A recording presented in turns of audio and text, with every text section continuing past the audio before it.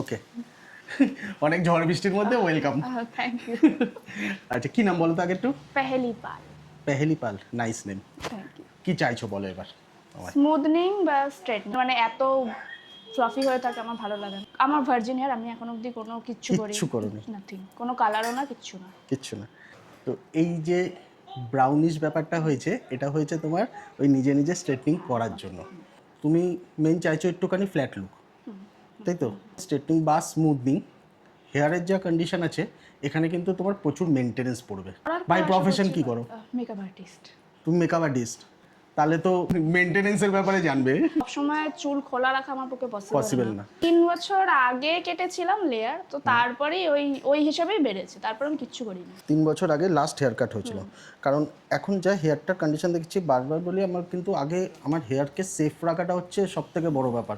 কারণ এটা সারা সবথেকে দামি জিনিস আমাদের কাছে, তো আমার কাছেও সেম জিনিস। আমি তোমায় সাজেস্ট করবো এই পোর্শনে না, যেহেতু স্টেন নেই, তুমি স্মুথনিংয়ের থেকে একটু প্রিমিয়াম লেভেলের ট্রিটমেন্টে যাও। কি করতেছে? প্রিমিয়াম লেভেলের ট্রিটমেন্টে গেলে তোমার দুটো বেনিফিট হবে। এক হচ্ছে, এক তো গরমকাল, স্মুথনিং করলে তোমার 48 ঘন্টা খোলা রাখতে হবে, এটা কমন জিনিস জানো। কারণ ঘামও একটা ওয়াটারেরই পার্ট, ঘাম হবেই।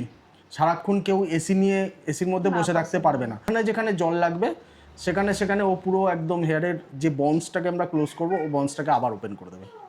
তো that was the risky part.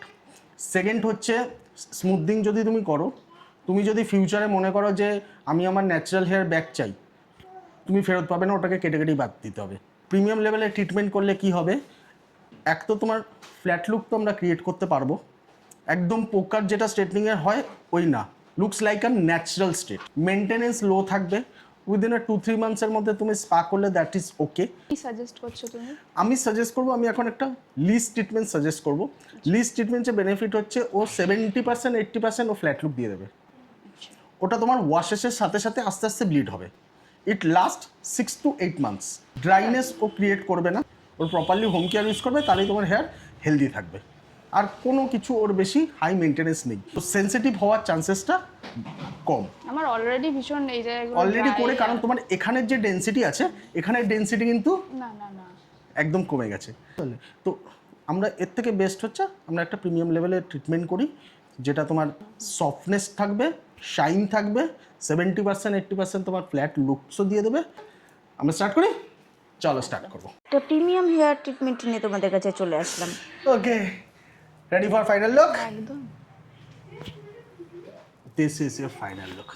একদম স্মুথ, আর জট হবে না, আটকাবে না, একদম দিস ইজ ন্যাচারাল স্টেট। হ্যাঁ, স্প্লিটেনগুলো অনেকটা অনেক অনেক স্প্লিটেন বোঝা ছিল, যাচ্ছেই না।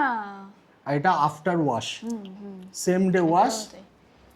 কি দরকার স্মুথনিং আননেসেসারি হার্ড কেমিক্যাল করে, সেটাই। যদি স্পিরিট বোঝাই যাচ্ছে না। সুন্দর লাগছে হ্যাপি, ভীষণ। যত্ন করবে, ঠিক আছে? Thank you, thanks to you এত সুন্দর হেয়ারের জন্য। ওয়েলকাম।